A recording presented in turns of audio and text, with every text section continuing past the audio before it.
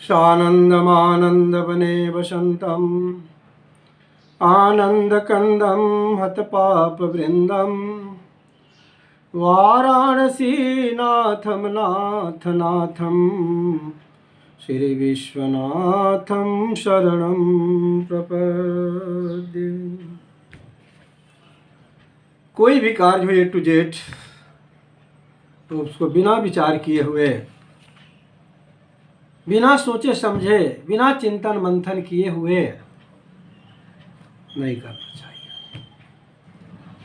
कभी भी कोई कार्य करने के लिए कदम बढ़ाना चाहिए तो उसके पहले सैकड़ों बार सोचना चाहिए, विचार करना चाहिए कि कार्य हमारे लिए दुखदायक होगा कि सुखदायक होगा, कष्टदायक होगा, कल्याणदायक होगा, तब फिर अपना कदम आगे बढ़ाना चाहिए।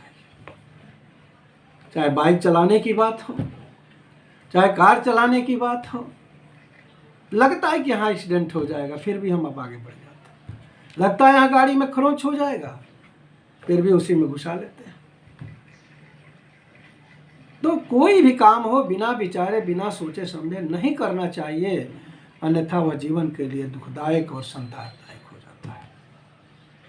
एक ब्राह्मणी थे, बड़े ही दयालु कृपालु थे और उनके हृदय में दया की भावना कूट कूट करके भरी हुई थी। एक बार ब्राह्मण किसी कार्य से बाहर गए हुए थे। जब आ रहे थे तो रास्ते में दिखाई पड़ा एक छोटा सा नेवला जो एक बड़े नेवले के इर्द गिर्द चक्कर काट रहा है, बार बार वहां बैठ रहा है, बार बार लेट रहा है, बड़ा ही बेचैन और व्याकुल है। ब्राह्मण जब निकट गए तो बड़ा नेवला मर गया था। उन्हें लगा कि यह छोटा बच्चा उसका बच्चा है बड़े नेवले का और ये अनाथ हो गया है, इसका कोई सहारा नहीं है। बच्चा तो बच्चा ही होता है, चाहे जिस जानवर का हो, जिस जीव का हो। उस ब्राह्मण को दया आ गई और ब्राह्मण देवता ने उस नेवले को उठाया और घर लेकर के चले आए। जाकर कहा, देवी देखो एक छोटा सा नेवला का बच्चा लाया हूं, यह अनाथ हो गया है, इसका कोई सहारा नहीं, इसकी मां मर गई है।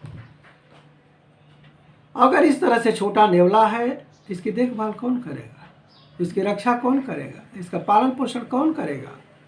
कोई हिंसक जीव इसको मार डालेगा। इसलिए देखो तुम्हें एक छोटा बच्चा है, उसके साथ साथ इसका भी पालन पोषण करो, इसकी भी देखभाल करो, जब बड़ा हो जाएगा तो अपने चला जाएगा। थोड़ी देर तक तो ब्राह्मणी स्तब्ध रही।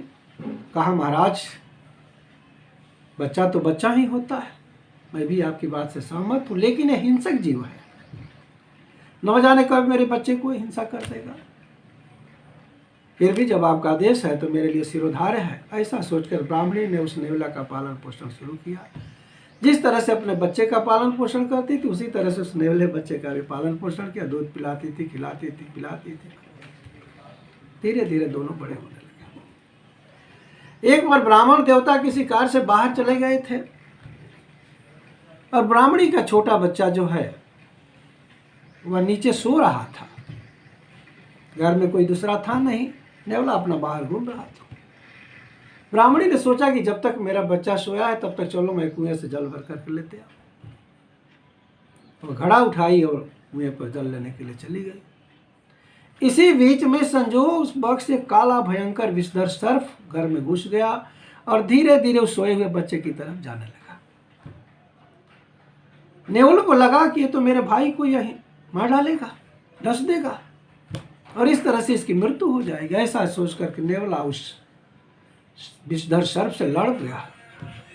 दोनों में लड़ाई हुई और इस तरह से नेवले किसी तरह से उस सर्प को मार डाला, जिससे उसका मुंह जो है खून से इधर उधर खून के छींटे पड़ गए, मुंह में भी खून आ गया।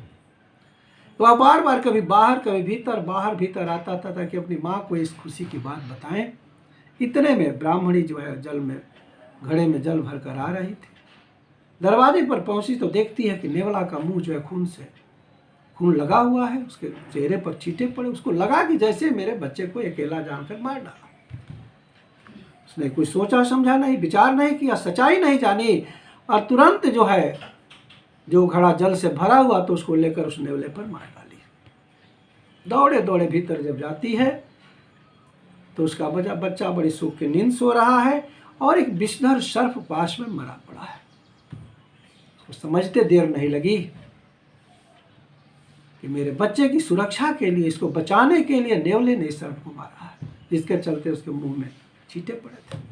दौड़े दौड़े नेवले के पास जाते थे, नेवला मर चुका था। पकड़कर उसको कर्म क्रंदन करने लगी। मैंने बिना सोचे, बिना विचारे, बिना सच्चाई जाने है पुत्र तूने मार डाला, तुझे मार डाला। और इस तरह से कर्म क्रंदन करने से फायदा क्या हुआ? कुछ लाभ नहीं मिला। और यह दुख, यह संताप ब्राह्मणी को जीवन भर तक रहा।